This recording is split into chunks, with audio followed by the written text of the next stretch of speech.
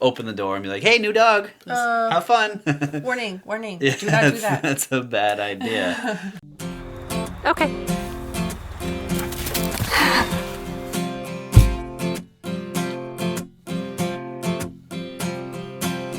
Hey guys, I'm Louise. And I'm Jake. Together, we run Red Pointy Dog Training, a small dog training business based out of Stratford, New Hampshire. We specialize in training and behavior modification for dogs. Whether your dog needs help learning the ropes or modifying their aggressive behaviors, we'll help you reach your goals. Through the use of positive and practical methods, we will coach you through your struggles and help to improve communication with your dog. So sit down, stay, and get ready to learn all things dog. So we are back for our second episode. Yes. Yeah, we've got episodes now. Second episode of our video blog. Yes. Still not named. Still not named. Well, it might be named. We just don't know yet. Yes. So, for those of you that are new here, welcome. Thanks for watching. Say hey in the comments below. We always like to know who's watching our YouTube videos and learning from us. So, for, again, those of you that are new, we're just going to hang out and talk. Yes. About dogs. Yep. We're looking for this to be kind of relaxed. Yep. And we think we have a pretty relevant subject for a lot of people, especially Yes. these times. So. Right. Oop, I touched the camera with my foot. Very professional. What we're going to talk about today is, kind of transitioning your home and your lifestyle to bringing home a new dog. Yep. Whether that's an adult dog or puppy, a lot of the concepts are going to be the same. Very a lot similar. of the things that you need to do to make that transition smooth are the same, no matter the age of your dog. Exactly. Yep. So I'll start. You will start. I'll start. So the first thing that we recommend if you're bringing home a new dog or puppy is that you take it easy for the first couple of days. Yeah. The first 3 days is really important for your dog to settle into the new space and allow their stress hormones to return to normal. So even though your dog or puppy may be behaving really well and seem already adjusted, it's important to give them that time and that space to kind of decompress from the transition of their prior living situation to where they are now. Yeah, because if you think about it, it's got to be a traumatic experience, no matter if they came from the most wonderful breeder in the world who did everything they can. Or if they're a rescue. Or if they're a rescue and from the most wonderful rescue. Or no matter what their situation is, their life is turned upside down. Yeah. So it's going to take a little while for them to settle back down to their baseline and what they, they are. Get used to the place. It takes, what you said, 3 days is generally 3 days, yeah. how long it takes. So Yeah, for those corticosteroids to return to normal. So don't have parties. Yes, don't bad idea. have the neighbors over to meet your new dog. No housewarming parties for your Don't take your dog to, the town barbecue. Don't take them anywhere that's crazy exciting. Don't even take them to the pet store. Do not take them to the pet store. Or the dog park. Yeah. Give them some downtime. For those 3 days. At least. Especially. At least. That's a minimum. And then, go from there and gauge how your dog is doing and how you can set them up to be successful. Yeah, and so you can spend those first 3 days just getting to know your dog, letting them get to know you, building that relationship. That trust. is going to be very important for the rest of your life. So, exactly. Take it easy those first 3 days. You'll be happy you did later. Yeah. Time for parties, meeting all your friends will definitely be there. Just not a good idea right away. Right away. Exactly. Yeah. Next. Another super important thing is having some management tools in place. Arguably the most important thing. Yes. So you don't want your dog coming in, they come in the house, and the first thing they do is see a stick of butter on the counter, and they go grab it. That's just pancreatitis waiting to happen. Because, not only that, but that sets them up for a lifetime of grabbing that butter off the counter. That's like a jackpot. They're like, oh my God, I'm going to continue to jump on the counters forever and always, because you never know, I might find that stick of butter. Sure, and it was so easy to do. So easy. And the reward was so great. Why wouldn't I try that? Exactly. It's worth it. Yeah, so having, your kitchen in order, dog proofing, puppy proofing, making sure, your favorite sandals are up high or put away, or your favorite jacket doesn't have any crumbs in it if you already have a dog, or crates have crates and baby gates set up. So. Yeah, and prepare to start crate training right away so that if your dog isn't used to a crate, that's something that they can get used to. Yeah, that's an invaluable tool in my opinion, is having the crate, because even if your dog's potty trained, they sleep Right. on your bed.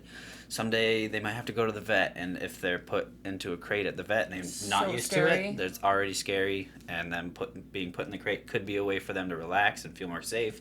Yep. But if they're not used to it, then it's going to be one more scary thing on top of that. So Right. we don't want that.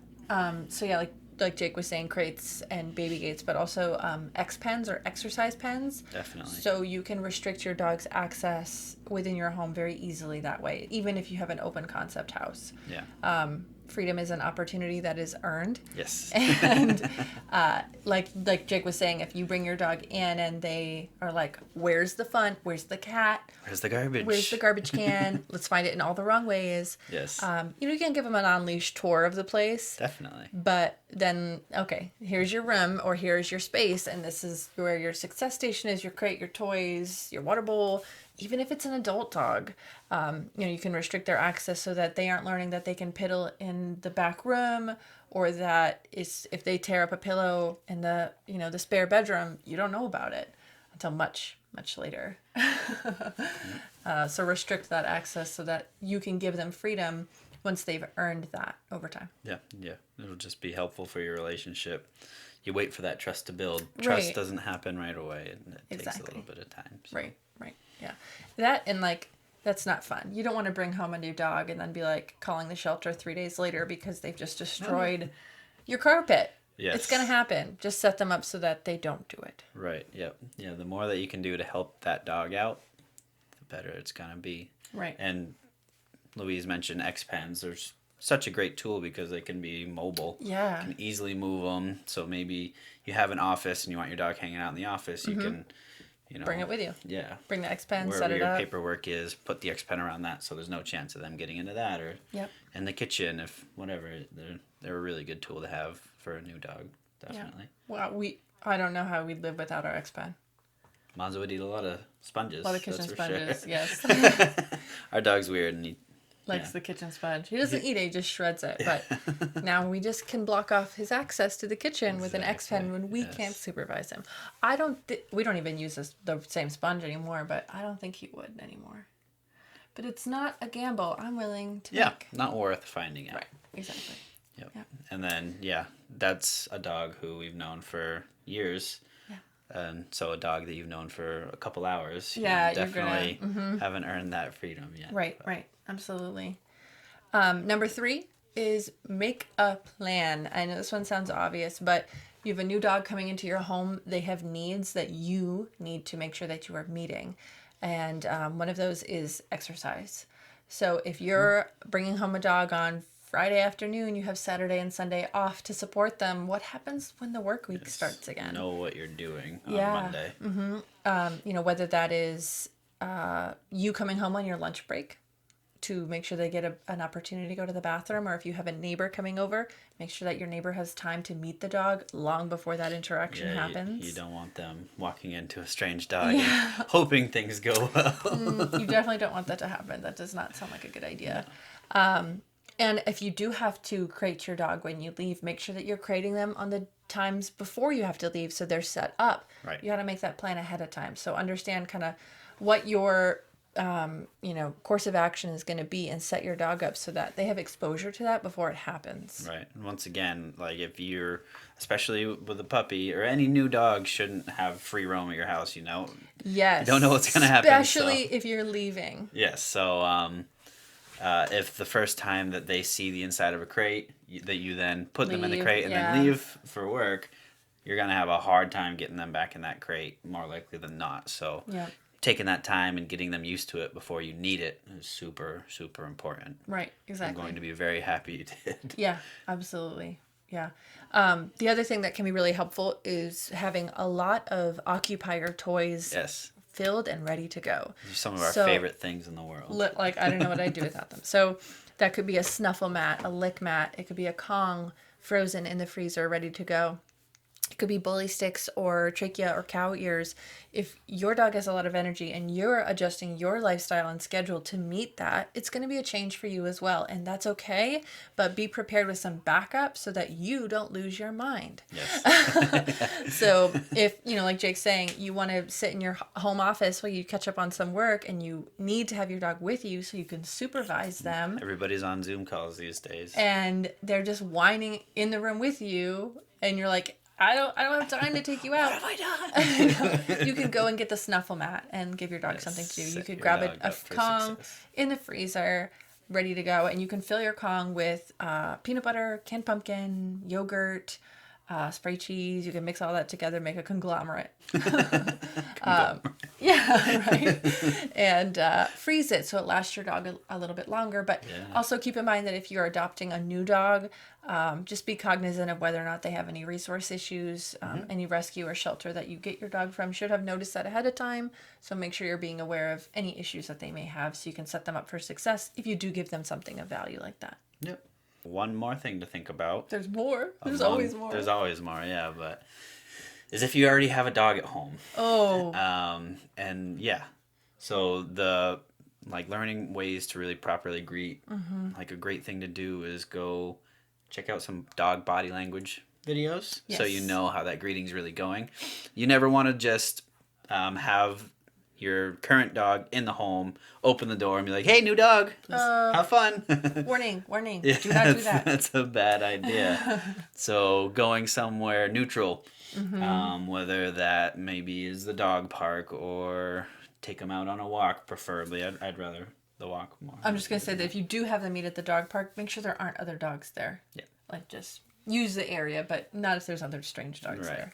So yeah, let them get used to each other in a neutral space before really just be like, hey, this is your life now. Yeah. Especially with a puppy sometimes. Yeah, I know. That's often what happens too. Yeah. And if your dog has the opportunity to meet the new dog at a rescue or shelter, take advantage of that. But if that meeting goes well, when you do adopt that dog, go for a walk with new dog and current dog before you come home. So they have an opportunity to interact in an area that is almost completely neutral for both dogs, and that'll just help kind of build that relationship before they then have to share space and resources. Yeah, and if you're living alone, it's a good idea. Phone a friend, call your mom, and get somebody to call somebody. Get a spare set of hands to help you with that. Don't be like, it's just me, so here goes. Yeah, let's do it. Really try and make that as successful as possible, because that's going to set up their relationship for a while going forward. Right, exactly. And not only that's super important, but once again, management of the two dogs, really important. Those pens, making sure that your current dog gets your time still. Yeah. We don't want to fawn over the puppy and ignore the other dog. Puppies. Obviously, you're, of course, going to fawn over your puppy, but you still want the other dog to get your own special... Yes. They should have special time with you, too, away from the puppy. Yep. Or the new dog. Yeah. So. When you do bring the new dog home, I like to have current dog outside, whether that's in a car or with somebody else, while the new dog gets to explore without any stress. Yeah, first time they go in the house. Yeah. That's what we're talking about, right? Yeah. So that they can check out their new surroundings without being like, whose this right around my shoulder? And definitely pick up all resources ahead of time. Probably more important than anything else. Yeah, so Free no feeders, food bowls. No. If you currently free feed, you want to make sure you change that ahead of time. Yep. As soon as possible. Because your new addition might not be a candidate for free feeding. You don't want to find that out the hard way. 8 cups of food later. The giant poop on the back porch. Pick up all toys, food bowls. Make sure they have multiple sources of water so that they aren't fighting over one or anything like that. Any bones. Check toys. under your couch. Check in your couch cushions. Yeah. Things like that. So that isn't an opportunity for conflict. Your dogs likely will be fine sharing those things, but it's better to find out once they've already built a relationship. Yeah. So once again, the baby gates and crates can come in handy there for sure. Don't leave them alone together. Yeah. Definitely Not for use a those while. baby gates. Even if you feel like they're getting along while you're there, Yeah, you don't want that conflict to arise while you're not there for sure. So Exactly. let them really get used to each other before they have that freedom once again. Yeah. So those are your tips. Yeah, I'd say one last tip. Oh, Jake's got more. Have fun. Oh. Enjoy your new puppy. Enjoy your new dog. Yeah. Get to know them. Right. Don't worry too much about those first few days. But set them up for success so that you don't have to worry. Exactly. You've got those tools. You've got a plan. You've got those occupier toys ready. You've managed resources. Your dogs are good with each other. Yeah. Follow that advice and you're going to be... You'll be fine. And then when in doubt, if you're seeing anything that you're like, I can't handle this, call a certified professional dog trainer so that they can come in and help you assess what's going on to continue to keep your new dog in your home so that you don't have to bring him back to the breeder or the shelter or the rescue or anything like that. We want your new dog to stay with you. We want your current dog to stay with you. So really, we want them all to be very happy. Yes. Should be like butterflies and unicorns all the time. As wonderful as a resource as YouTube can be, anybody can post a video. So. Right. So be careful of what you look at. Right. And that's if you feel like you need help, don't be afraid to reach out. Yeah, and that's why we say reach out to a certified professional dog trainer. So you make sure that whoever you choose to work with is educated and can do so properly. Yeah. So. All right. Thanks for joining us for vlog episode number 2. Yes, more to come. More to come. If you have suggestions, drop them in the comments below. Yeah. If you have another tip about, bringing home a new dog and making sure everything is smooth sailing, let us know in the comments below. We'd love to hear it. Yeah, if you recently brought home a dog and something worked really well for you, tell us. Let us know. Tell us about your Show new us dog. Some pictures. Yes, all of that stuff. I don't know if you can post pictures in YouTube comments, but we'll find out. Yeah. Cool. Thanks so much for joining, you guys. We'll see you next time. All right, bye. Bye-bye. Thanks for watching. If this video was helpful, give us a thumbs up below.